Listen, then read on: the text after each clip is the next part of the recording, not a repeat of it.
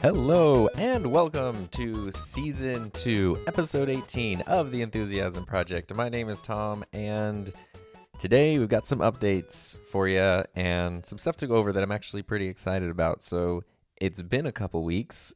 In our last episode, I was interviewing Heather, and we talked about there may or may not be a podcast in the week after that because we had kind of a big week coming up, and we did have a big week coming up last week, and we survived it, and now we're here. So we had our wedding the day after we recorded the last podcast, which was pretty incredible. There's videos on her YouTube channel, Heather Just Create. There's a whole live stream we did as our wedding reception since, it's all done in quarantine, and so we couldn't have an actual reception, but that was super fun. It was the short abbreviated version is it was an amazing day, and it's kind of hard to explain how perfect it ended up being. Lots of details there. I would rather wait for Heather to be back here before we break that down if you want, but that day was terrific. And then we had the following day, which was just pure wedded bliss and tranquility.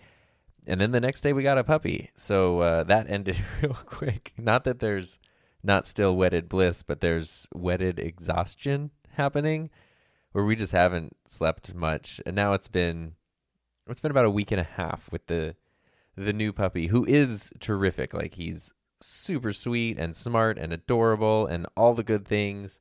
Our little corgi guy.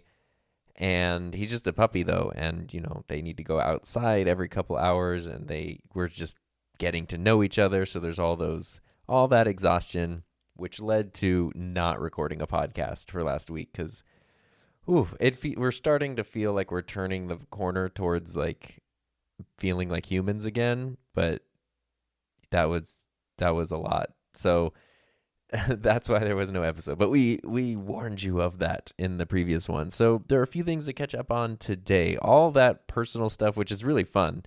I would just rather dive into that more deeply with Heather being here.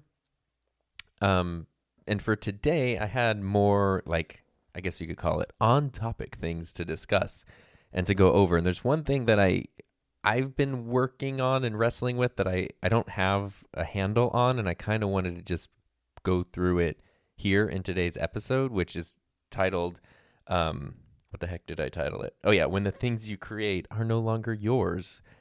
Because that's an interesting thing to look at, and it's sort of something that not so much I would say I've been experiencing, but I've been on the cusp of experiencing, and I've seen and talked to and been around other people who have experienced it. And it's just something to kind of be aware of if you're somebody who makes anything, but particularly online content, and of course, in my case specifically, a YouTube channel. So essentially what I'm talking about is, I'll disclaimer this first. So I'm rapidly approaching 20,000 subscribers on my channel, which is amazing and something I never thought would happen when I started the channel. But I also fully recognize that there are many channels out there that lose 20,000 subscribers a day and still end the day having gained more than 20,000. They can put out videos on any topic, and within a day, that video will have more views and interactions than my entire channel has gotten in 3 years. So I recognize that I don't want this to seem like, oh, well, now that my channel is this fancy channel or whatever. It's not. I'm super proud of it. I'm really excited about where that's going, but I definitely don't think, but I'm aware, I guess we could just put it that way. I'm aware of, where it kind of stands in things. That being said, and I think I mentioned this on a previous episode, it was either on the podcast or it was just in a conversation with a friend. Maybe it's a good thing that I can't tell the difference, but it seemed like, well, I should say, as soon as there was any minimal traction on the channel with 200 or 300 subscribers, I've talked about this before, but you start getting emails just from random companies, usually in China, that are just here's some funky product that might be tangentially related to the stuff you talk about on your channel. We'll send it to you for a review. And, I always just say no to those things. What I've noticed is right at the 15,000 subscriber mark, that was where that kicked into high gear. I don't know if that's just a coincidence and it's just my experience, or it's something that's more common that lots of people deal with. But those emails have gone crazy, and sometimes they're completely absurd. It's someone doing like, here's this great foot lotion, and like we think we watched, space space space your channel, and we love space space space your content, and we think your audience will love, homeopathic foot lotion. And it's like, I don't. That's not related to anything that I talk about on my channel at all, other than the fact that I do have feet. But clearly, probably not the best fit for my audience. And then going beyond that, the more interesting thing is when bigger companies, or like companies that I've heard of, or companies that I actually like and use their products, they start reaching out. And that's where things get really interesting, because I have my little notebook here, but last month on my YouTube channel was, in terms of revenue, was the best month that it's ever had so far. And if you've been following the story, when I started the channel, there was no intention to have it be a source of income at all. And it just sort of organically happened over time, which is great. And this year, I've kind of been more strategic about, well, let's try to like actually stoke those fires in a sustainable way that doesn't damage integrity or anything like that, or audience trust or whatever.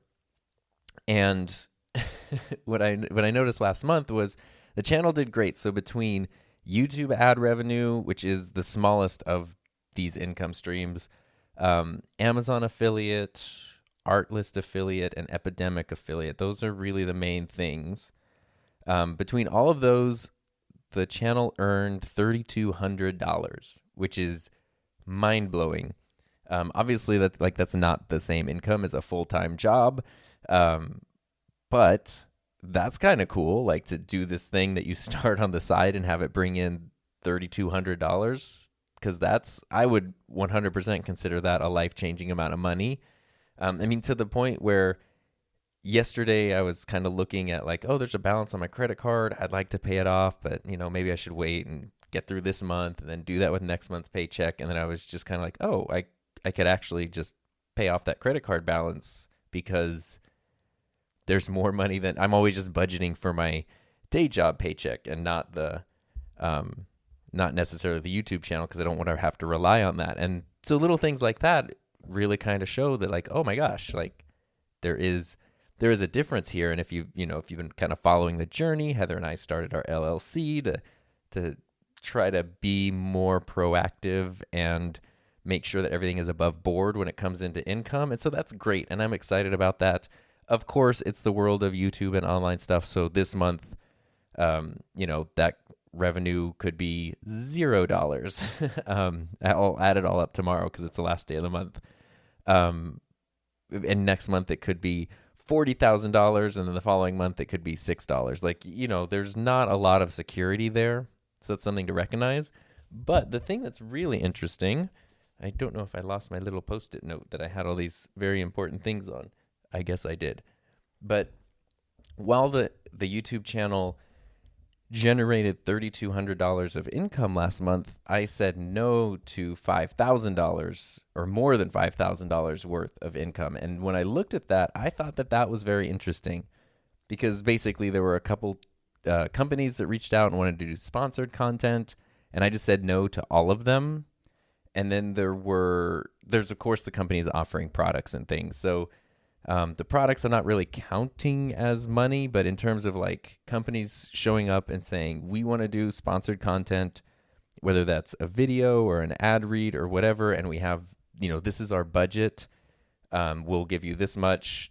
This is, is that something you'd want to do?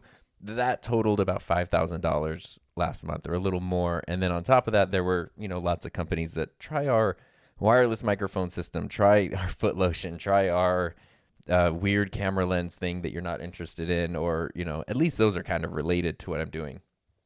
But I looked at that and I thought that was interesting, because I think that that's something that anyone who creates stuff online, it's an interesting problem to have, I guess. And I feel fortunate that, one, I'm in a position where I have a day job. So I don't feel the need to like, as soon as someone dangles any money in front of my face, I have to jump for it out of just security's sake. So that's fortunate, and I appreciate that. But, well, I mean, at the same time, it's great to have a job, but I also like worked my butt off to get a good job. So that I don't want to take credit away from, like, it's hard to get a career going, and it's nice that then you can have stability when you do that. But I recognize that not having to rely on every possible source of income that comes in is a fortunate place to be in. And I've seen, especially with YouTube, people don't know how to navigate that world at all. Because, I'm part of a few different like Facebook groups and subreddits and things where people talk about this stuff. And I don't know if it's because they need the money or they just sort of like, it's almost like a milestone for their channel where some company will approach them and offer them a product or a paid thing, and they will just jump all over it regardless of what it is, regardless of, what the agreement would be.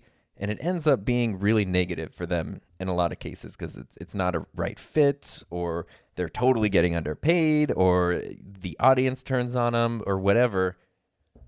But they just feel like if they can say like, hey, today's video is brought to you by blah, blah, blah, and do their little ad read or whatever, that it makes them legit. And I would definitely caution people to not jump on board with everything. And I feel like just for whatever reason over the years, I've, even prior to YouTube, just sort of developed a keen sense for authenticity. And I have a strong aversion to stuff like that.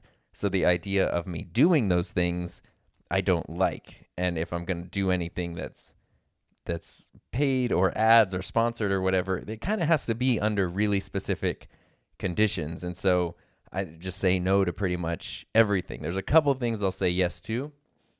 As you might know, I did one sponsored video. I've really only done one actual sponsored video ever, and that was for Epidemic Sound last fall. And that was cool because, one, it's a company I use and like. They were great to work with. I didn't know what I was doing in terms of like legit agreements, and they were super cool with walking me through the process and like explaining things and answering questions. And I was happy to do the video just to kind of gain that experience and insight.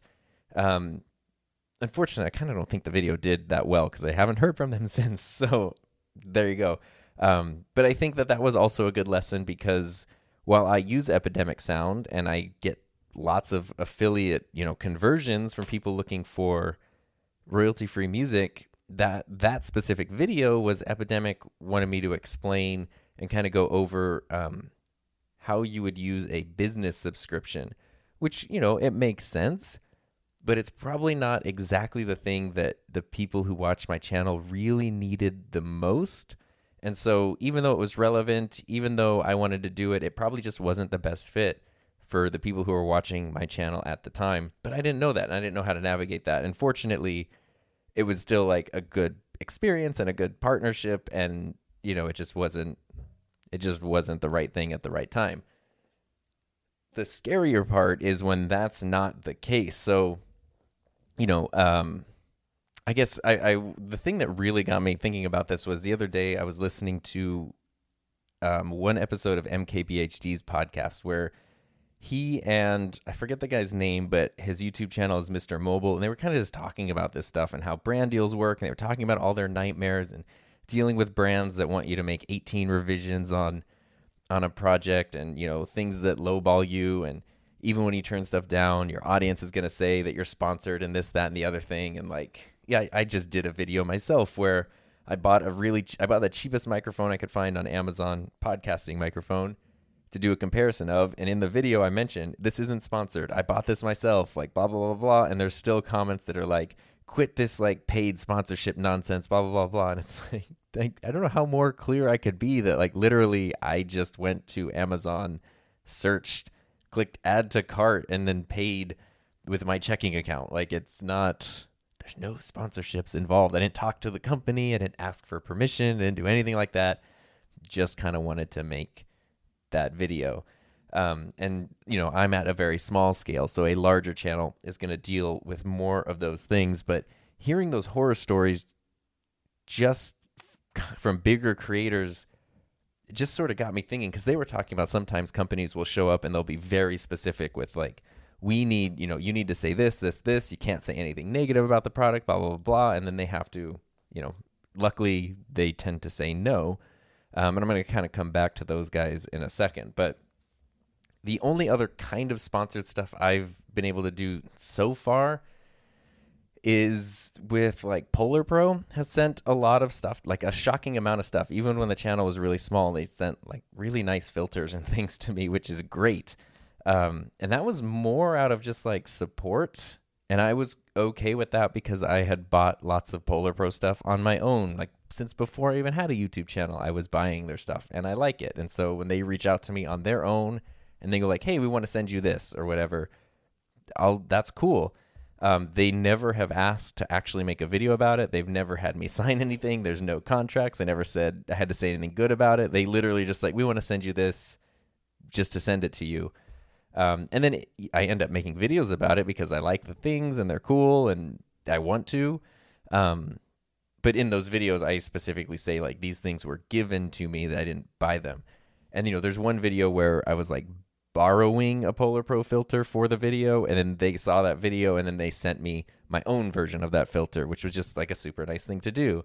But again, there's never been an official like agreement between me and them. They've always just been extra supportive of creators, which I love their products. I use them. So I guess it kind of works, because then I'm just like, now I'm promoting them just on my own, but that's because they run a good company. Who else has done stuff like that I was thinking? Polar Pro did that. The sort of opposite of that, I guess, would be something like, I don't know. Like, okay, so I got an email today from a company called The Coldest Water, which if you watch mostly food-related channels, it's like a water bottle manufacturer, and they make water bottles that keep your water extra cold, which is cool. Like they make good products. They seem like a great company. I don't have a ton of experience with them because I've never had one. They typically advertise on food related channels because it makes sense. People are eating or making a meal or whatever, and then they're like, hey, check out this water bottle. It's super cold and stuff. And we've had a couple friends with food channels that have worked with them in the past, and so I got the email and I was like, oh, I actually recognize them. And they kind of listed out their whole thing. Like, here's a proposal for 10 videos. Here's like, the affiliate link that would get you like 8% of revenue. And the cost that they were putting out was low. So even if it were a company that I liked, I would never do 10 videos for that price. But more importantly, like that just wasn't a good fit. And I just told them that, like, thank you so much for reaching out. I've seen you guys around, but my channel is mostly about video production and camera gear and stuff like that. So I don't think that this is really the best fit. So, I wish you guys all the best. Thanks again. And they were super polite in return, which is nice. But what kind of happens is there can be this thing where people do want to start taking over. And what I've heard, fortunately, from those weird companies that just want to send you, here's our like kind of no-name brand wireless mic or whatever, our USB battery charger. Luckily, I've not accepted any of those, but I've known people who have. And what happens is they get the thing.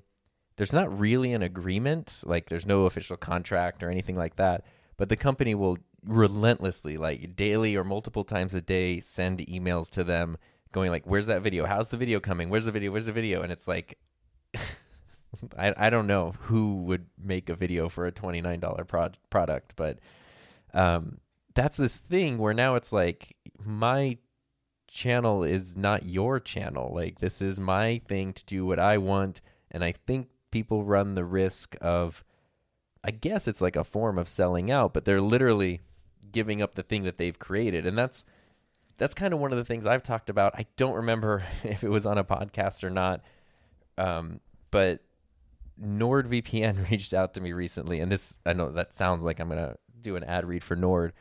I'm not, because I don't use NordVPN. And so they reached out and they were super nice, and they have a budget. If you've been on YouTube, you know that NordVPN has an advertising budget. And obviously, as a small channel, I'm not getting the big budget, but they can definitely give you enough money to make it worthwhile to like think about or do like, hey, today's video is sponsored by this. Okay, let's move on to like the video. But what I told them was, I appreciate this. I appreciate that you guys support creators of all sizes. I don't use this product, and it's kind of related to what I do on my channel, but it's not really directly related to what I do on my channel, so I don't think that this is going to work. And they were very like, understanding about that, and they were like, okay, we can give you give you access to an account so you can try it out, and then in the future if you want to do it, you can do that. And I was like, okay, like I'll do that, and if I need a VPN, I'll use that, because I use a VPN. I just use the Dashlane one because I have a Dashlane account to keep track of my passwords. That comes with a VPN. That's the one I use anytime I kind of like travel or anything, just to keep my connection safe. But I was like, all right, you know what? Like next time I do that, whenever travel's okay, I'll use Nord. I'll check out Nord just so I'm aware of it. And then maybe some point down the line, it would fit into a video, maybe. But that was one where it was like, oh, that's I forget what their exact amount was, but it was a couple $1,000s, I think, for like a sponsored video, and that would have been cool. But what I looked at it was, as much as I would love a $2,000 paycheck right now, or whatever the amount was, I've also been building this YouTube channel for 3 years, and I would not sell that for $2,000. I've also been building this relationship with an audience for 3 years, and there's a level of trust there that I don't want to violate. And I don't, that is worth so much more than a video sponsorship to me. So trying to navigate these things is tricky, because I don't want to burn bridges with companies or partners or sponsors, but I also don't want to just sell out the thing that I have been making that I actually care about. I don't want to lose credibility or authenticity. I also don't want to lose my creative freedom to like just be honest about stuff. I wouldn't really say that, I don't know. I'm not somebody who does negative reviews, honestly. Like if there were a product I totally hated, I just wouldn't make a video about it. So the spoiler is, if you see a review on my channel, it's probably pretty positive, just because I want to keep things positive. There might be some negativity in like a comparison video, because I might just have to say this thing is better than this other thing in this way. But I try to keep things positive, so I just wouldn't want to make a video where I'm tearing down some product. The closest I've ever come to that was the travel tripod video, where if you go on my channel, there's a video from about a year ago called "Ignore the Peak Design Hype. This travel tripod is actually good."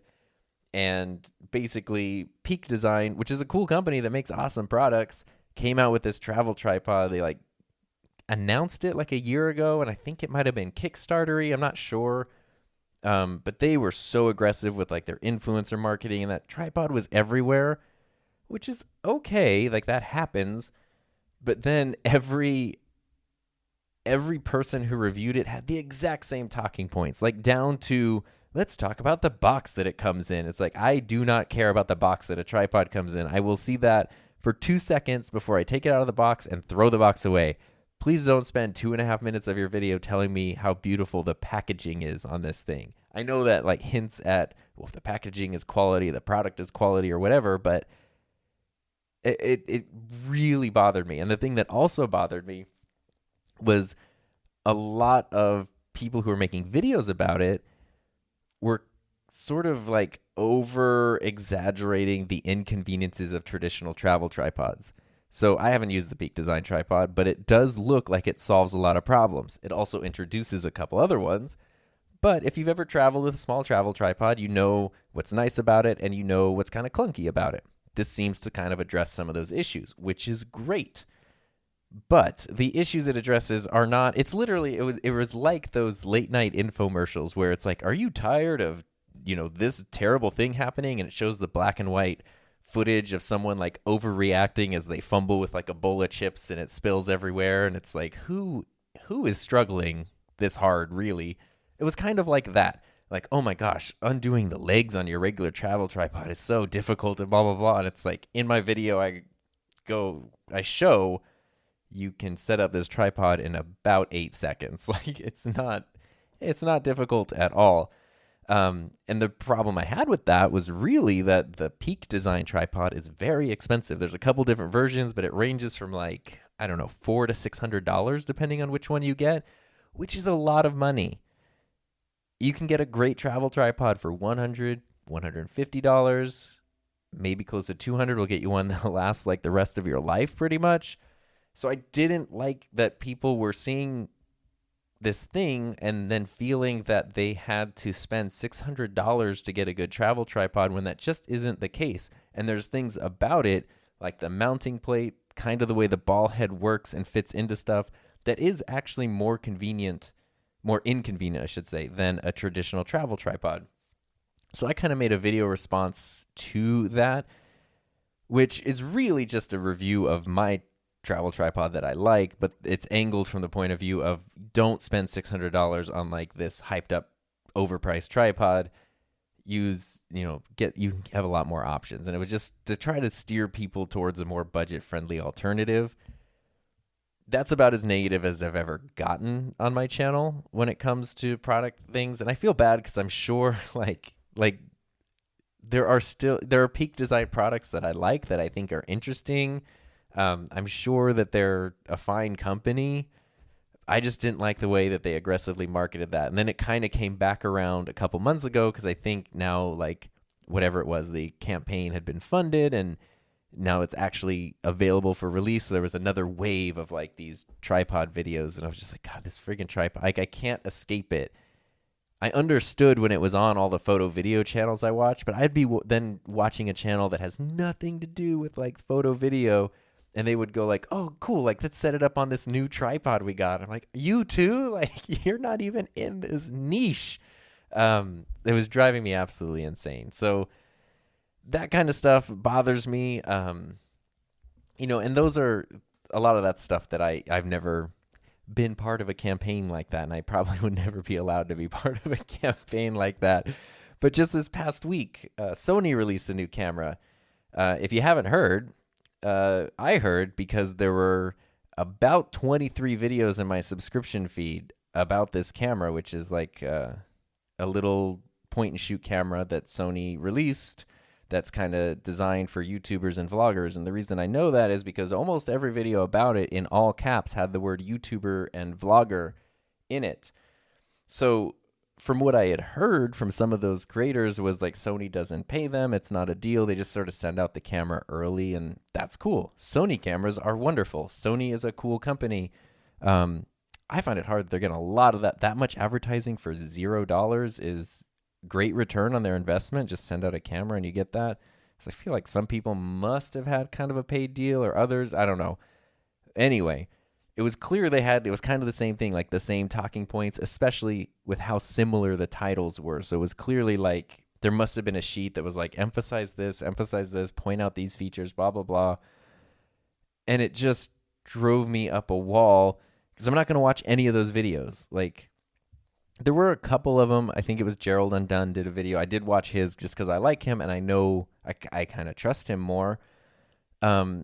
He pointed out some of the weaknesses, and I'm sure in that 21 videos, other people pointed out some of the weaknesses too, but like, come on, like, stagger those releases. And I know everyone wants to be first and it's kind of part of this wave or whatever, but like, I don't know.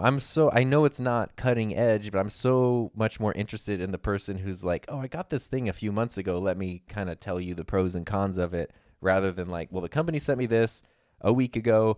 I've done the things they told me to do with it. Here's the same video that 20 other people are going to make. And, I mentioned that came up in my subscription feed, which means I'm subscribed to those people because I like them and I support them. And I'm really happy that they have the opportunity to work with good companies and be involved in these things. But it's just like, gosh, that's such a, I would just not want to be stuck doing that because I wouldn't feel like I'm in charge of the thing that I'm making. And that, I don't know, maybe I'm getting like way too philosophical with this, but I like the idea that I can make videos about whatever I want, when I want, and take them in any direction that I want. Obviously, that is catered towards, I want people to watch the videos. So, like, I'm not on my channel that's geared mostly towards video production and stuff, I'm probably not going to randomly come out with a video that's all about like how to polish your drum cymbals. That's a cool thing that people need to know how to do. This might be helpful to someone. It might be fun for me to make. But the people who are watching my channel probably don't need that information or aren't that interested in it, at least not coming from me. And so, I could make that video if I wanted, but I'm not going to because I know that it wouldn't do well on my channel. But that's my choice. So if I changed my mind, I could totally do that. The part that gets scary is when it's a company saying like, no, make this video. We have a contract. We gave you money. You're obligated to do this, say this. So now you're just working with a client and then put it on your channel for your audience. It needs to come out at this day, at this time. And then it's just like, what? I don't know. That's a whole world that I don't know. Like the idea of having a YouTube channel that generates enough revenue to survive off of is wildly appealing. But at the same time, I feel like there is such joy in having a stable income outside of that because it gives you that freedom to just go like, no, like I'm not going to do that. Sorry. Or that doesn't fall in line with where I want to take things, or, it's a little easier to maintain that integrity when it's not like, well, I said no to them and now I lost a huge chunk of revenue for the month and they're not going to come to me in the future because we've closed that door, burned that bridge or whatever. And, that's a whole world that I don't know how to navigate. And I don't want to be speaking out of turn. I don't want to be speaking in a way that's disparaging of other creators and stuff who I like and admire a lot. But just as a viewer and as a creator, these are the things that I'm noticing that are tricky. There is this other flip side though. So like I'm recording this on my Rodecaster Pro, which now that video where I reviewed the Rodecaster Pro after I bought it with my own money, got excited about it, wanted to make a review. That's now the most popular video on my channel. Especially because during quarantine, everybody's stuck at home wanting to make podcasts. And so anything podcasting related suddenly started doing very well because it became very relevant. I didn't realize how much Rode stuff I have, but I have, the Rodecaster Pro, I have pod mics, the video mic, the boom arm, the wireless lavalier thing, the mobile podcasting thing. At work, we have purchased over the years, good God, like, I don't know, 10 Rode shotgun mics, like the NTG2s. I mean, 30 or 40 video mic pros, boom arms, all like, and more Rodecasters. Like the amount of Rode products that I have purchased or have led the purchase of through work is absurd. And I didn't really realize that at all until it just kind of like, I just kept noticing. I think I was making a video and I was like, oh yeah, I'm using the Rode this and the Rode that and the Rode whatever. And I was like, God, there's a lot of Rode stuff in here. But for me, it just works. There are other companies that make, other things. Microphones. I'm talking into the Rode Pod mic right now, which is a $100 microphone. The more standard podcast mic, as you might know, is the Shure SM7B, which is a better microphone. It sounds a little better. It's more rich. It's more full. It's also $400. I didn't want to spend $400 on a microphone. So Rode, for me, kind of hits that perfect sweet spot of functionality, things that do what I need them to do, that are high quality. Like this microphone is really tough. I'm sure it could withstand being run over by a car. And price, $100 is very reasonable. The Rodecaster Pro, the mixer, $600 is expensive, but for everything that it does, it's actually a pretty good deal because you couldn't piece that together separately for less money. So it just kind of hits that sweet spot for me, which is probably why I end up buying a bunch of their products, like the Wireless Go, which is their wireless microphone system they came out with recently. It's not the highest quality wireless mic system in the world, but it works great, and it's $200. Most higher quality wireless mic systems are $800, $1,500, $2,000 or more. So I'm not going to spend $2,000 on a wireless system. I totally spent $200 on a wireless system, and it's been great to have. So that's where Rode sort of fits in. A few weeks ago, Rode reached out to me, probably because I think they saw the Rodecaster Pro video, and they just were like, hey, this is great. This is super cool. would you mind if we were coming out with some new accessories for the Rodecaster? Do you want us to send you some? And I said yes. And I haven't gotten them yet. I've got like the tracking number that they're on the way. And it's nothing crazy. I don't actually know what's in the package, but I don't think it's like, here's, $20,000 worth of stuff. But yeah, I use all your products. I like them. Chances are at least some of the things that are in that package are stuff that I would buy with my own money anyway. Rode didn't say you need to make a video about this, you need to release it at a certain time. They didn't pay me for any of that. They're just kind of like, hey, we love the stuff you're doing. Do you want some Rode stuff? And I said, sure. I guess you could argue that runs the risk of then coloring my opinion towards Rode because they're nice to me and I want more free Rode stuff. So I'm going to just only say nice things about them. But I guess that's just where it comes down to like personal integrity, where that's not the case. Same goes with Polar Pro. I love Polar Pro stuff, but there was one thing they sent me that I didn't like. They sent it to me to test out, and they didn't say you have to make a video or anything. But they're like, we're coming out with this thing. We're going to send it to you. Check it out. If you like it, it'd be cool to make a video about. That's kind of what they said. And this was about a year ago or more. And it was I forget what they call it, but it's like a very rugged lens cap. So it's like this rubber hood kind of thing that slides over the top of your camera. So there's no more like pinch lens caps, and it's super rugged. You can, if it's on your lens, you can like really pound your lens like on a table, or if it falls or something, it's not going to get damaged, which is really cool. And they sent that to me, and I saw some other videos popping up around the time, and I was like looking at it and I was like, but a lot of my lenses have lens hoods on them, and I can't use this with a lens hood. And I haven't lost any of my lens caps, and this thing is really cool, but it's kind of big and the lens caps are really small. And it wasn't a thing that fit into my workflow. And so I just emailed them and I was like, I'm kind of struggling to figure this thing out. I just don't think it's something that's right for me. And they were like, oh yeah, no worries. Like, we got other cool stuff coming out. Don't worry about it. And then I ended up taking that thing and just giving it to work, where we actually use it on a lot of lenses. And I ended up really liking being able to put that super strong lens cover on a lens and then checking out that lens to a high school student, because I know that it's going to offer a little more protection. So I ended up actually finding a use for it, but it wasn't in my personal workflow. And I just told Polar Pro that, and they were super cool with that. Like, they know not everything they make is for every single person. And I feel like that's kind of the same case with Rode. There's some stuff that they make that I'll love, and there's some stuff that's probably just not for me.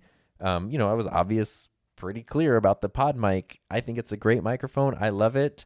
The Shure SM7B is a better microphone, but it's just more expensive, so it's not something that I'm going to get right now. But the pod mic I love because it sounds great. It's affordable, even if it's not the absolute best mic in the world. And I don't, I feel comfortable saying that. I don't think anyone's going to argue with that. But the idea of a company sending out, free stuff to you, like, does that color your opinion and those sorts of things? It's a little bit murky. So what I wanted to do and what I've been working through is going back through that interview I listened to with MKBHD and Mr. Mobile. I forget his name. I have it right here on my iPad. I think his name is Mike or Matt, something along those lines. Let's see here. I don't know. It just refers to himself as Mr. Mobile. But they had this discussion, and what they both talked about was, at their level, having these huge channels that have been around for many, many years and big audiences, and working, with companies that have huge budgets, and their income and their revenue is just beyond anything that I could imagine. They're still trying to navigate this stuff. And for them specifically, keeping that integrity is key. And that's one of the reasons that I like MKBHD's channel so much, is because regardless of how much he's grown over the years, he just like oozes integrity. And so it doesn't really matter.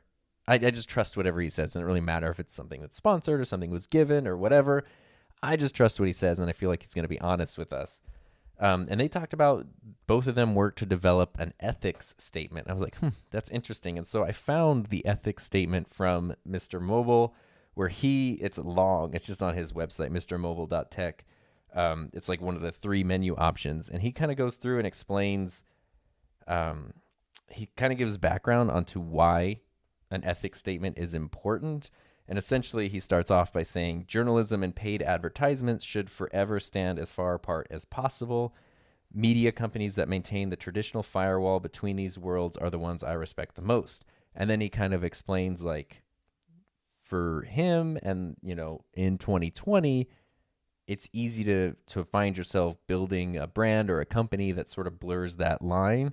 And then he goes through his YouTube channel, his Instagram channel, his Facebook page, how he handles travel and lodging on trips, how he handles review devices, and how he mixes sponsored and non-sponsored content and licensing of content and sponsorship deals, investments, how he handles all of these things and kind of what his general guidelines are, knowing that there are so many exceptions.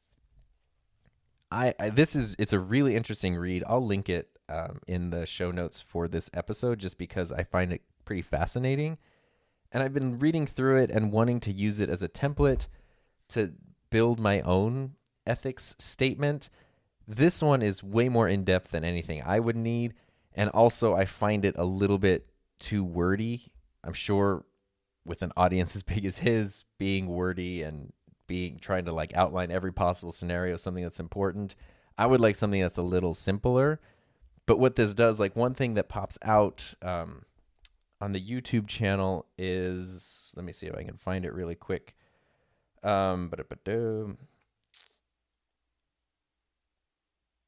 He talks about that a sponsor or a manufacturer can never pay to affect the scheduling of a video. So if somebody wants to sponsor some content and he's okay with accepting that sponsorship, he'll never change up his schedule. Like if he's working on a video that's supposed to come out this week and then a company shows up and does a sponsored thing and says, no, this video needs to come out that day, he won't let them do that. He's going to go by his schedule. If he wants to do it on that day, he will. If he doesn't, he won't.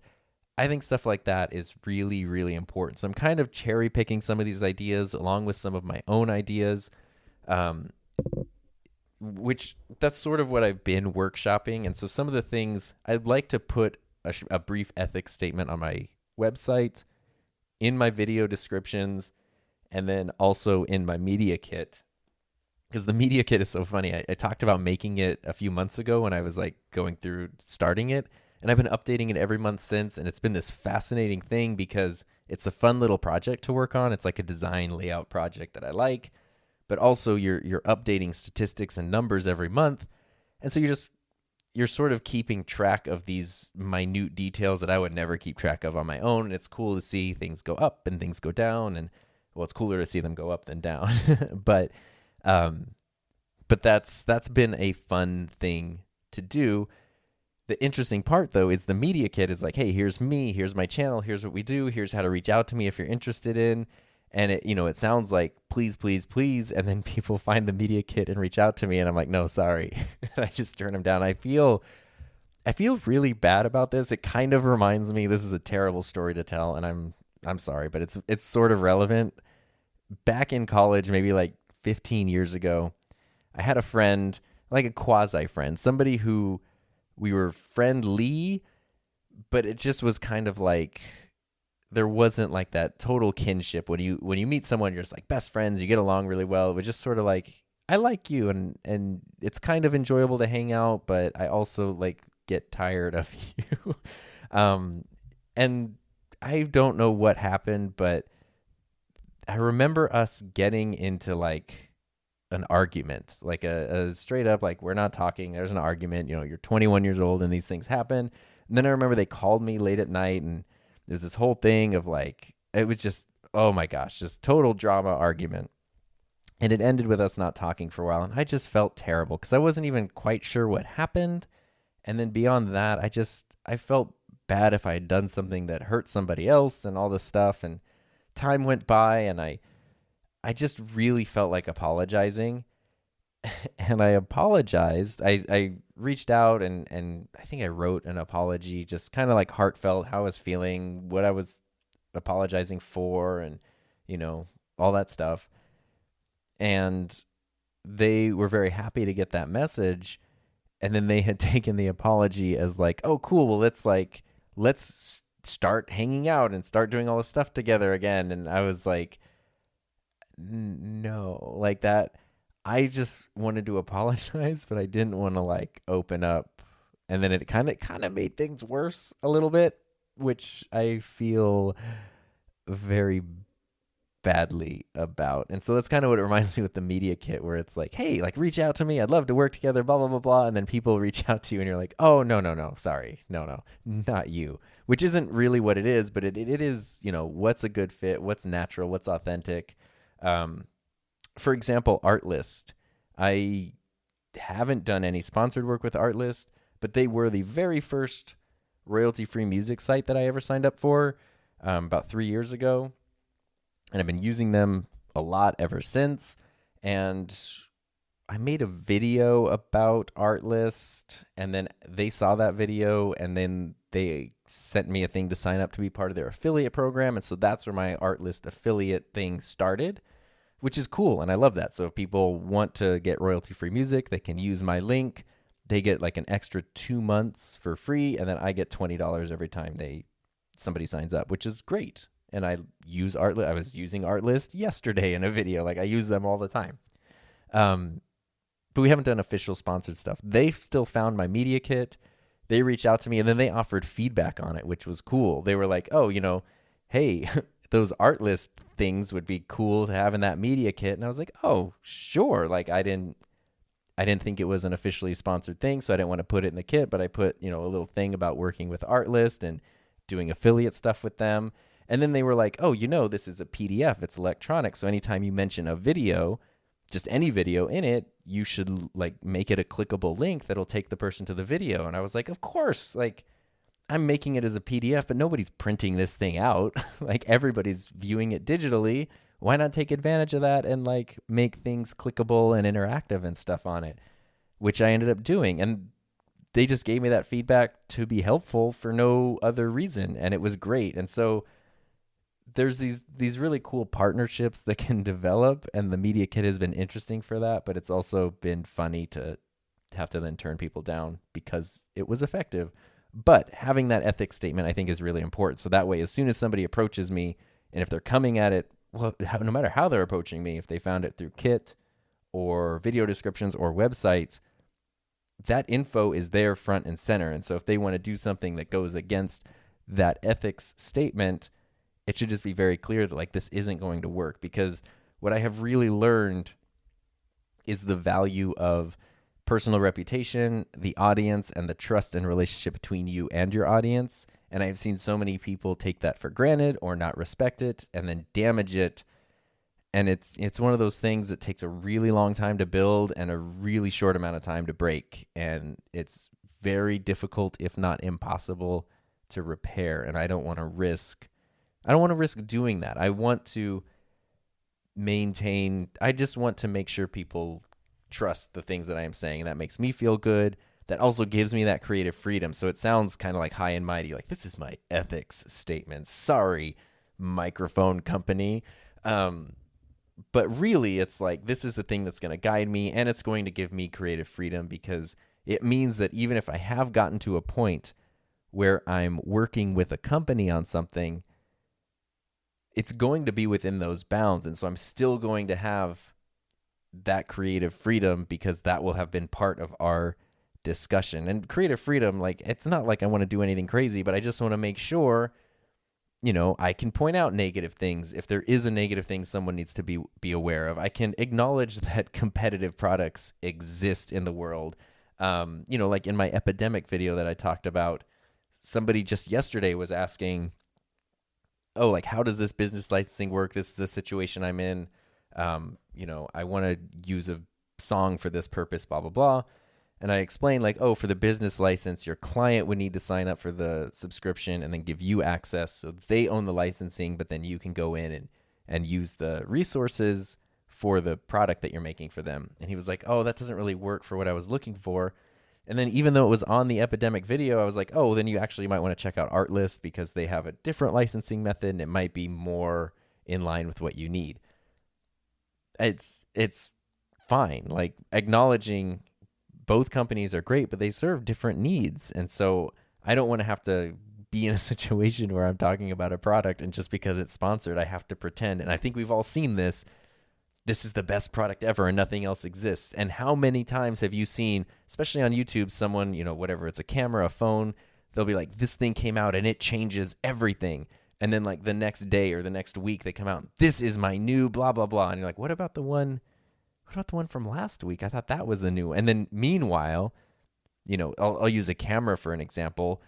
There might be a photo video channel that comes out and, this new camera is the best camera of 2020. And then a few days later, this one changes everything and it's a different one. Meet my new blah, blah, blah camera. And then you're like, okay, you're changing through these things like once a week. But meanwhile, like the camera that you're using to make all these videos, it's something totally different. And it's something that's like a little bit older, that's been around longer. Like you're not actually even using any of this gear. And that's the kind of thing where it's like your BS meter just sort of goes off the charts.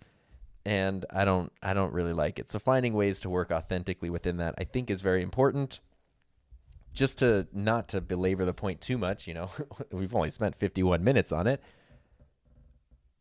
But Peter Lindgren, if you haven't watched him, he is a great creator from Sweden. He does, I would say his channel's like a more fully realized version of my channel. He does a lot of tutorials and reviews, but he also does maybe more narrative-esque projects and then breaks those down, a lot of techniques. I learn a lot from his channel. He's a super nice guy, but he also had one of those Sony video camera videos that popped out last week that I talk about, but I didn't even realize it because that wasn't what the video was about. The video he made was about trying to recreate a certain product photography style, like at home using one light. So they sort of set up this product photo shoot.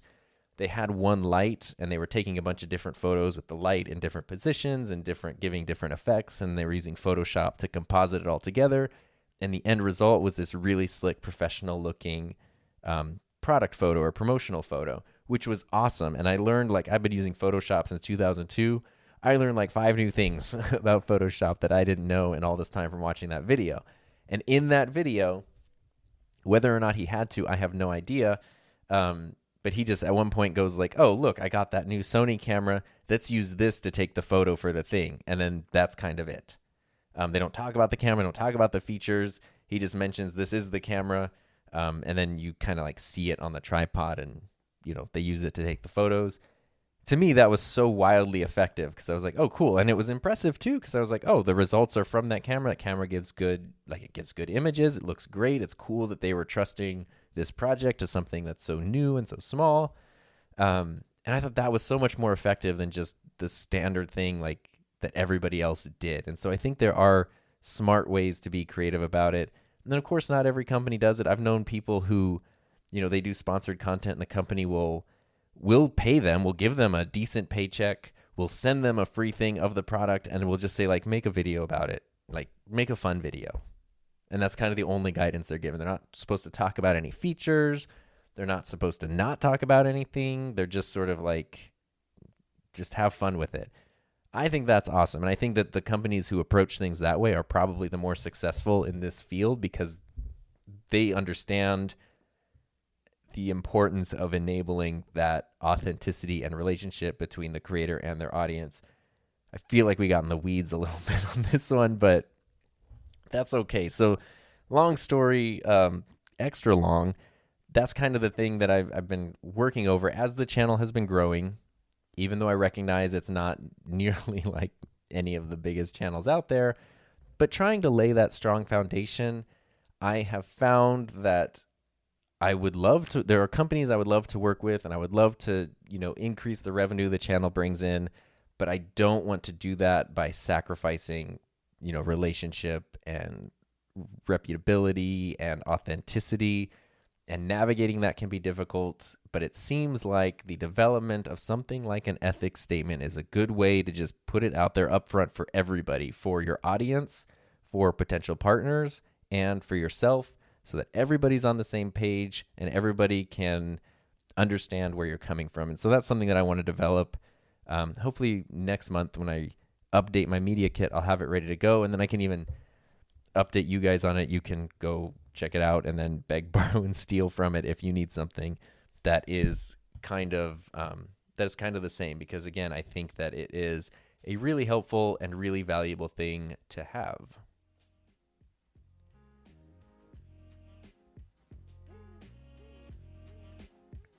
All right, so before we wrap up this week, I want to share my gear of the week with you.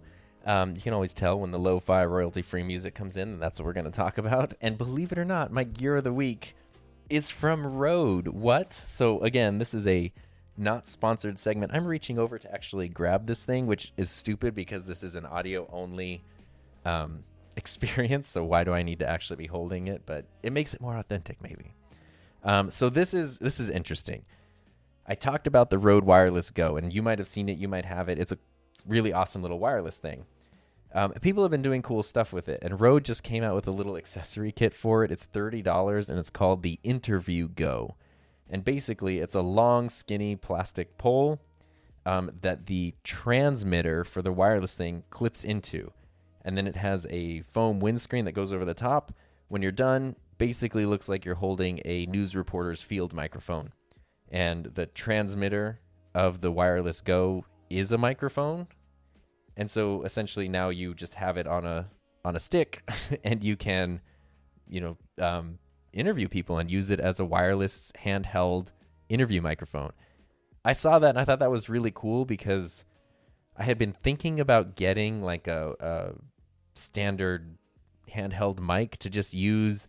I don't really know why. I imagine myself going to conventions and things and interviewing people and wanting to just hold a classic microphone that, I don't have to worry about setting up sound, or is it whatever. I can just literally hold the microphone in front of my face, hold it in front of their face, and we know the sound is going to be good. For $30, I was like, hey, this is pretty cool. And then people were kind of criticizing it because they're like, it's a plastic stick and a windscreen for $30. But I ordered one. I pre-ordered one because I wanted it so much. And so I got it. And first of all, I was impressed with it because the plastic stick is much more heavy duty than I had thought about trying to 3D print some of them and I couldn't make it work. So it works really well. And then the windscreen fits over it. Everything works great. If you've ever bought microphone windscreens by themselves, they can sometimes be $15, $20, even $30. So $30 for the whole kit. I was like, hey, that's not a bad deal at all. And it's funny, and I told the people from Rode that I had gotten it when they asked if they wanted to send that accessory kit over. I was like, oh, by the way, I got this thing and it's amazing. And they were like, yeah, we're really excited about that. We got the idea when we saw people clipping their transmitters to spatulas and sticks and stuff. And I was like, oh, that's just kind of funny. So it's something that was developed because people in the community were making their own versions of it. This is better than anything I could 3D print. I think it's 100% worth the $30. The best part about this story, though, is the day that I got it, I pre-ordered it ages ago, and it finally got delivered recently. My school can't do a regular graduation this year, just like most schools can't. And so part of what we're doing includes a live stream. No, it's not really a live stream. It's a virtual graduation. So all the speeches and awards and recognition are all pre-recorded, and then they're going to be it's not live stream because it's not live, but they're going to be done almost like a YouTube premiere where it's played, it's streamed at the same time, and everybody can kind of tune in and watch at the same time. And so I had to go, the principal of my school asked if I could go help them film that stuff, and I was like, of course. So I went in and I built this mock set that kind of looks like they're out in the stadium where they would normally be for graduation, and there's the podium. And I needed audio, and even though we have all our awesome wireless mics and things at school, we haven't been at school for 2 months, and so everything is dead, and the batteries aren't charged, and I don't know. I'm just not confident in the state of everything, and so when there's 5 administrators spending a couple hours of their time to read these speeches and record this thing, I didn't want to risk it, and it was the day that this Wireless Go got delivered, or no, Wireless Interview Go, whatever it is. It was the day that it got delivered. And I was like, you know what? I'm just going to take that. And so I brought it over. I just clipped the handheld part into a mic on the mic stand, put the receiver onto my EOS R, and it sounded so good. It worked perfectly. There's no cables. It does have a thinner like handle, but it clips into, if you've ever used like an Audio-Technica shotgun mic that's a little narrower, they kind of come with narrower microphone clips and it fits right in there. And so for all of the speeches, for all of our graduation stuff, that thing is just front and center. And it was literally like 30 minutes after I had gotten it delivered in the mail. It totally saved the day. It worked great. It made my life so much easier. Right there, it paid for itself. And that was the day that I got it. And anything else is just a bonus. So it's a really fun $30 thing. Obviously, it only is useful if you already have the wireless Go, which is the wireless thing. If you don't have that and you do audio, it's a really cool little wireless kit that you can do a lot with. I'd highly recommend it. But anyway, gear of the week is the Rode Interview Go, which seems silly and pointless until you use it and you realize it is amazing. And I love it very, very much. So thank you so much for listening this week. As usual, you can reach out to me anytime. I'm at SodarnTom, Twitter and Instagram, youtube.com/The Enthusiasm Project. And of course, there's always that offer. You can go to anchor.fm/enthusiasm, leave a voice message, and be part of a future episode. Thanks so much for listening. I will see you next time.